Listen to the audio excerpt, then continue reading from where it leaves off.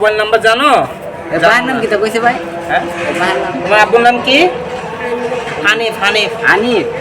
আর ওইটা রোহিঙ্গার নাম। হ্যাঁ, হানিফ হানিফ। আচ্ছা আচ্ছা, এর লোক একটু কথা বলছে। এদিকে তো আইছিলেন, হ্যালো, আসসালামু আলাইকুম।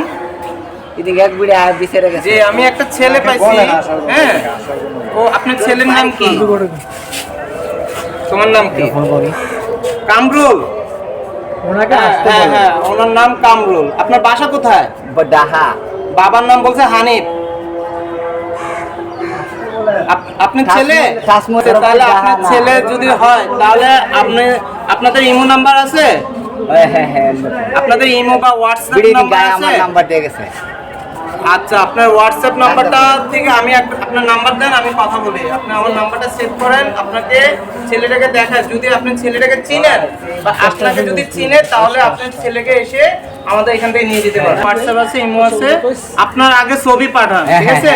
ওই ছবিটা দেখার পর যদি আমাদের সাথে ছেলের চেহারার সাথে মিল থাকে তাহলে আপনাকে বলবো আসার জন্য। আয়শা আপনারা এখান থেকে নিয়ে যাবেন ছেলেটাকে। ঠিক আছে। আমি চট্টগ্রাম থেকে কল দিছি, চট্টগ্রাম স্টেশন থেকে কল দিছি, বুঝছেন? আপনি আমাকে ছবি পাঠান। কতক্ষণ লাগবে? আর বিড়ি ভাগলো এসে কতক্ষণ লাগবে আপনার ছবি পাঠাতে? কতক্ষণ লাগবে? আমার দিব গুরুত্ব। আচ্ছা ঠিক আছে, 10 মিনিট পরে আপনি আমাকে এই নাম্বার আগে মিস কল দিবেন। হ্যাঁ হ্যাঁ, ঠিক আছে। আচ্ছা, তা এখন ঢাকার থেকে ওনাদের সাথে কথাবার্তা বলছি। এখন ওনারা বাবা মা সন্ধ্যার দিকে নাকি আসবে। তো এতক্ষণ পর্যন্ত সে আমাদের বাসায় থাকবে। ওর বাবা মা আসলে ওর বাবা মার হাতে আমরা তুলে দেবো।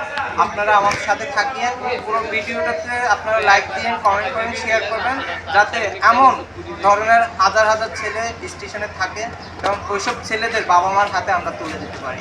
আপনারা আমার জন্য দোয়া করবেন যাতে আমি এরকম কাজগুলো করতে পারি। আসসালামু আলাইকুম।